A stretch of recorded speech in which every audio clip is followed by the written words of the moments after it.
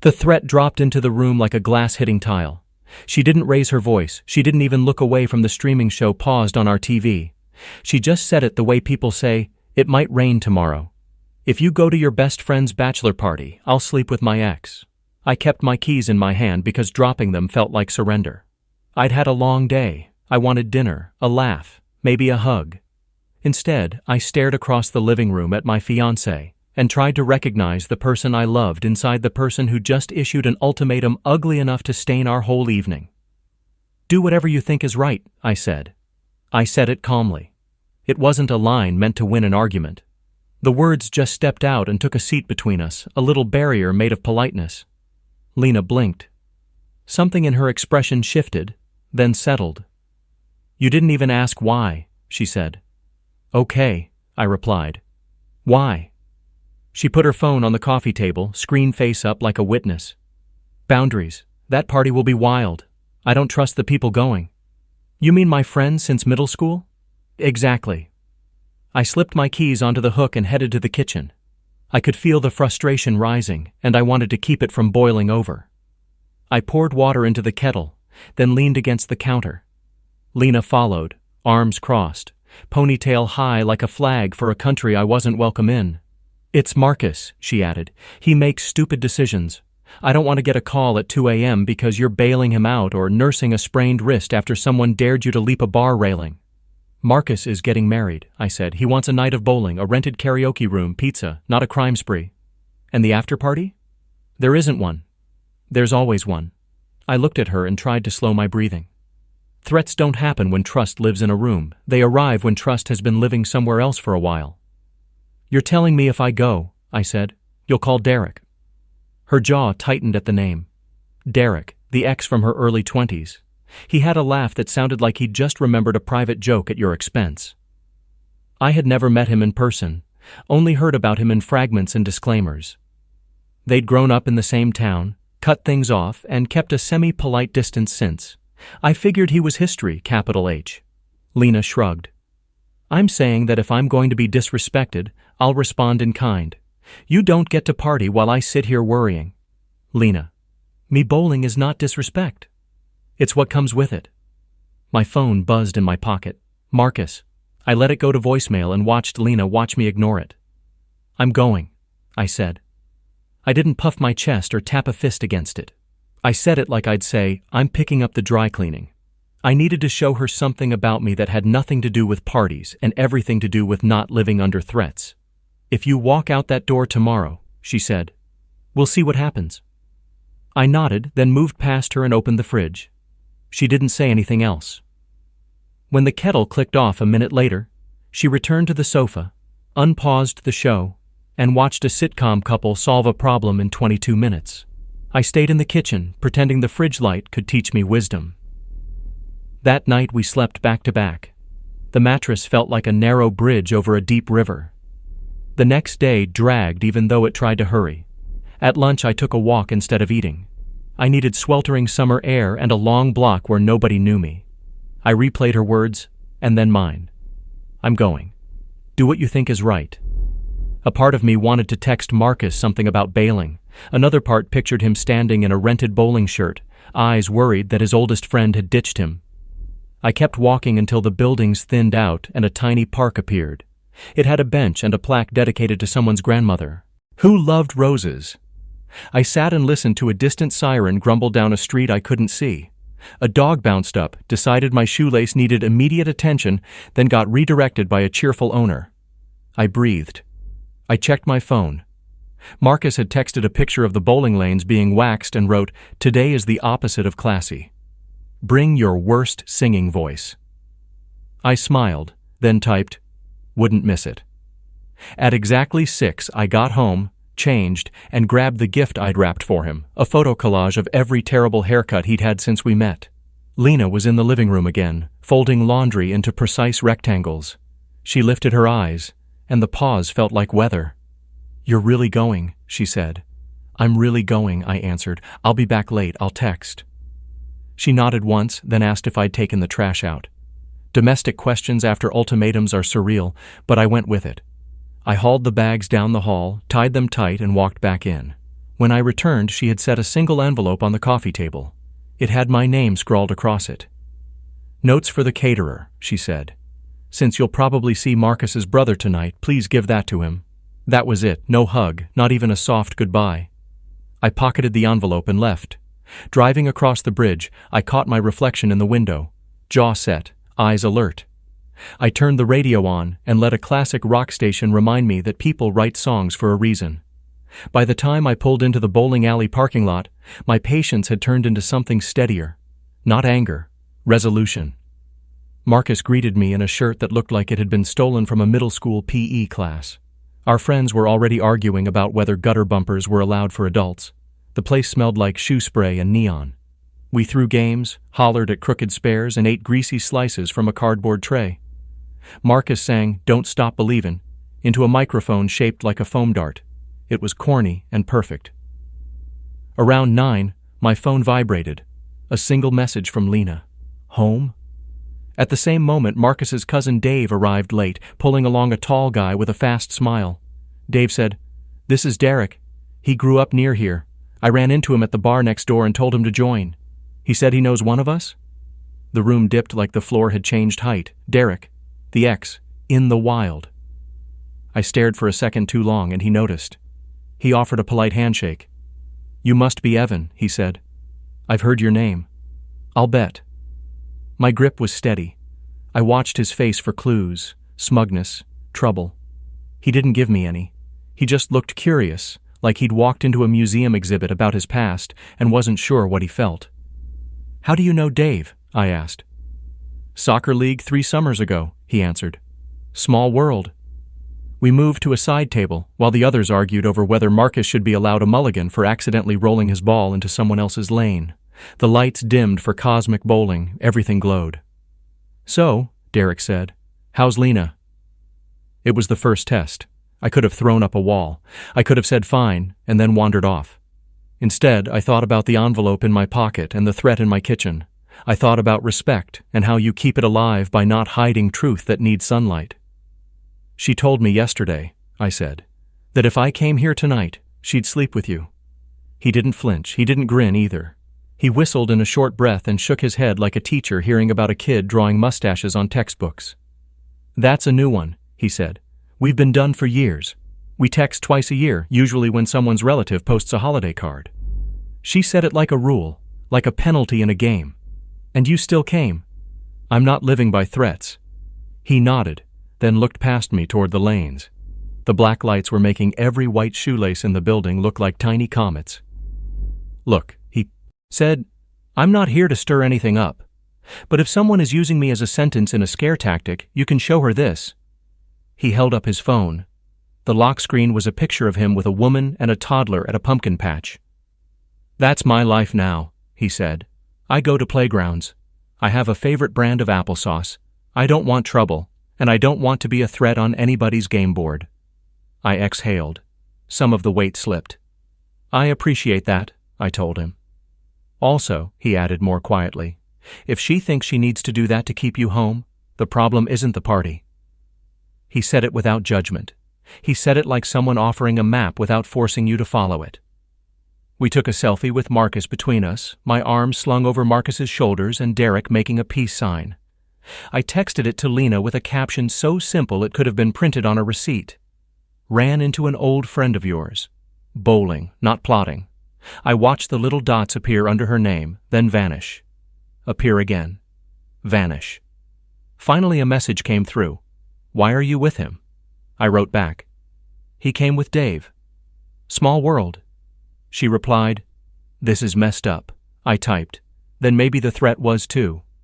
I waited, thumb hovering, then sent it. Silence stretched. Only the rumble of rolling balls and Marcus's off-key chorus filled the air.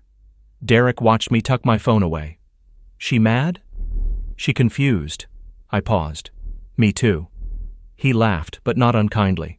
"We're adults who bowl under black lights. Confusion is baked in." The next hour drifted by on wings of cheap soda and friendly trash talk. I tried a new grip and finally hit a clean strike. Marcus demanded an instant replay, then slipped on the slick floor while trying to reenact it, which may have been the highlight of the night. Every now and then, I checked my phone. Nothing from Lena.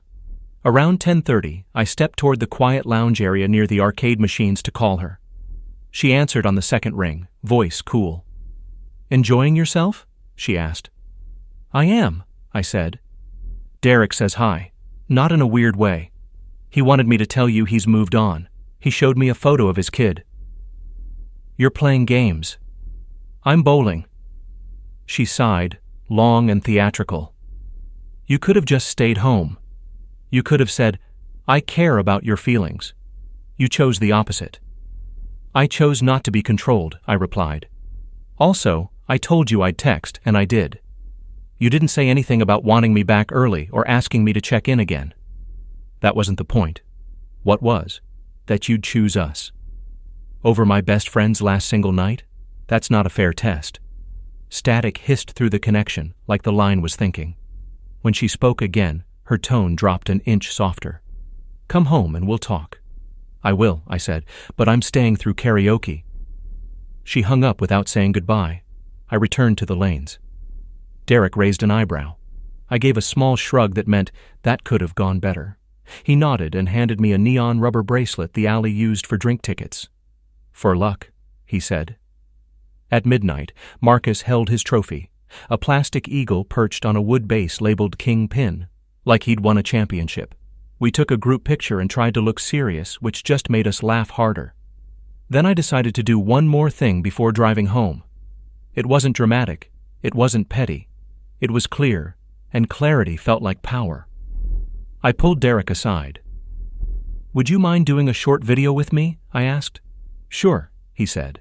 "What's the script?" "No script. Just say hello." We recorded a simple clip. We stood in front of the lanes, music muffled, lights glittering. I said, "Hey Lena, guess who I ran into?" Derek waved and said, "Hi Lena, congrats on the engagement. Wishing you guys the best.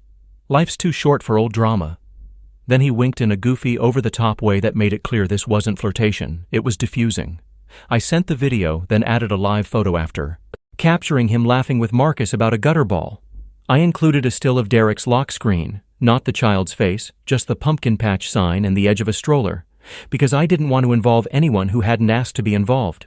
I wrote, "I showed him your message. He said nobody wins with threats. I agree. This time the dots appeared and stayed, racing like a heartbeat. Then a message arrived. Come home. Now." The command tone did something I didn't like. I looked at my friends and told them I'd head out. Derek shook my hand. "Good luck," he said. Not as a wish, but as a reminder that fortune favors the honest.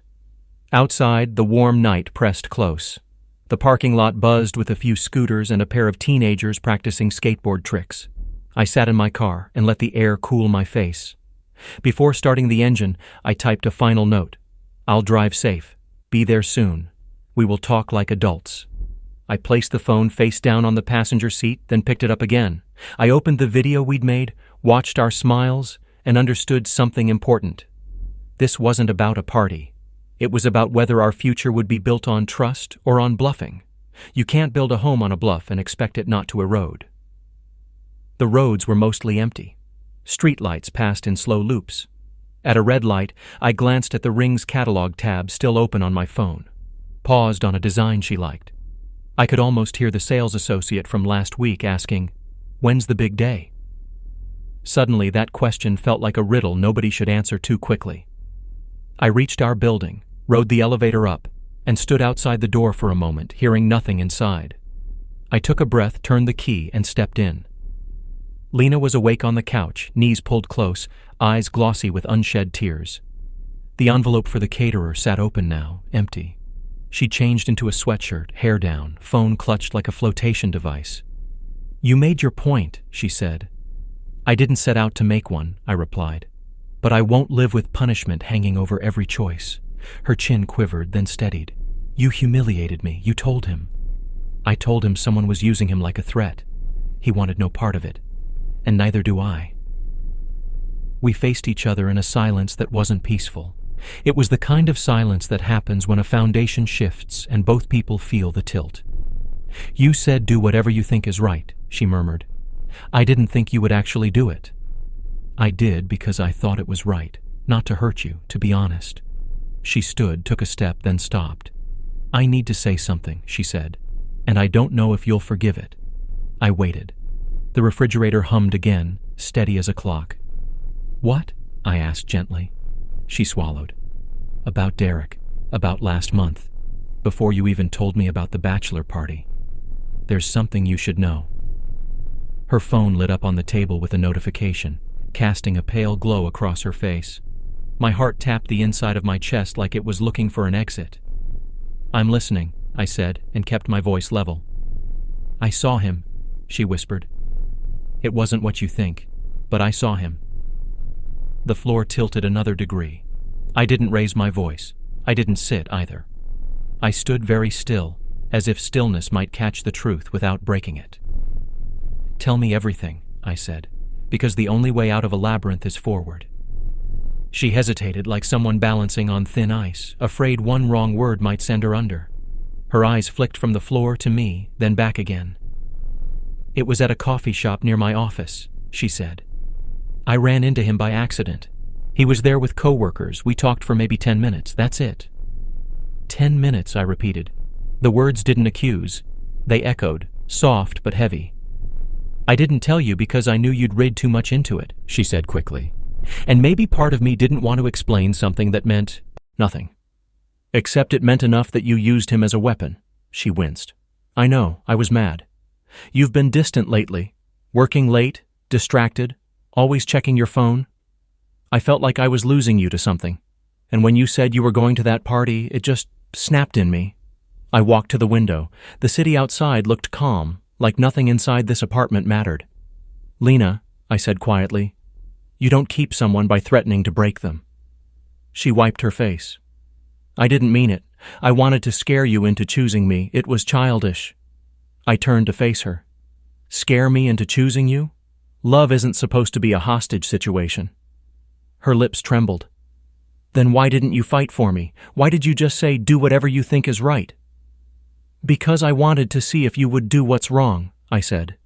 "If the only thing keeping you faithful was me staying put, then we were already done." She sat down, curling into herself.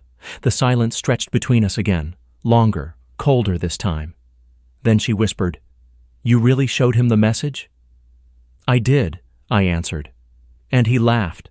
Not because he wanted to mock you, but because he's moved on. He has a family now. He told me to tell you that life's too short for games."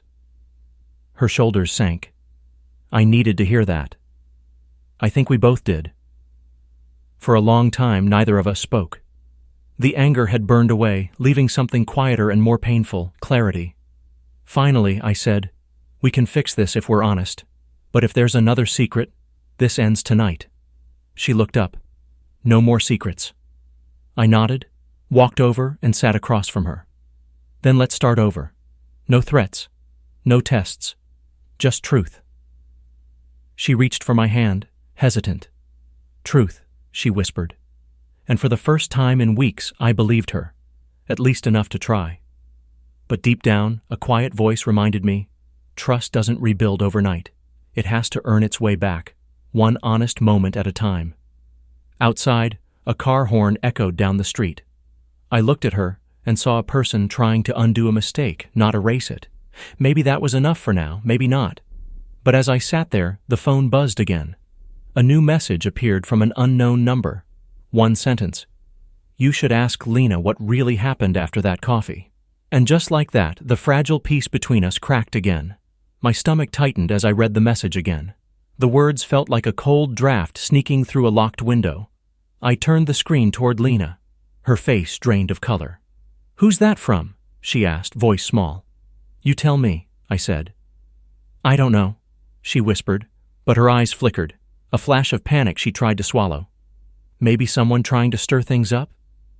"Then explain why someone would know about that coffee," I replied. She stood, pacing. "I swear, Evan, I didn't do anything wrong. I told you everything." The room felt smaller with every word. "Everything?" I asked quietly. She stopped moving, then sighed. "Okay." He walked me to my car after. We talked a little longer. He said he was happy for me. That was it. I didn't want to tell you because I knew you'd overthink it. And now? She looked at me with tears gathering but not falling. Now I wish I'd told you the moment it happened. I believed her, mostly. But that message sat on the coffee table between us like proof of something still unsaid. I called the number. It rang once, twice, then a man's voice answered. "Hey, Evan," he said. My blood ran cold. It was Derek. "I don't appreciate games," I said. "Not a game," he replied. "I thought you should know she came to see me again. 2 days after that coffee. She said she needed closure. Nothing happened, but I figured you deserved the truth." I didn't say anything. He continued. "She seemed lost. I didn't want to make it worse. I blocked her after that. Sorry, man." Then he hung up. I turned to Lena. She could tell from my face before I said a word. "He told you?" She whispered. "Yes," I said. Tears spilled now, fast and unguarded. "I just needed to know he was really out of my system. I didn't tell you because I thought it would destroy everything." "It's not the secret that destroys things," I said softly. "It's the silence after." She covered her face, sobbing quietly. I didn't yell. I didn't leave. I just stood there, feeling the ache of something breaking in slow motion. After a long minute, I said, "We can't move forward like this. Maybe someday we can talk again, but not tonight." She nodded through the tears. "I understand." I grabbed my jacket and walked out. The hallway air felt cleaner, colder. When I reached my car, I looked back at our window. Lights still on, shadows moving. I started the engine and drove. Not fast. Just far enough to feel distance between who I was before this night and who I'd have to become after it. Sometimes revenge doesn't need fire or fury. Sometimes it's the quiet dignity of walking away, knowing the truth came out on its own.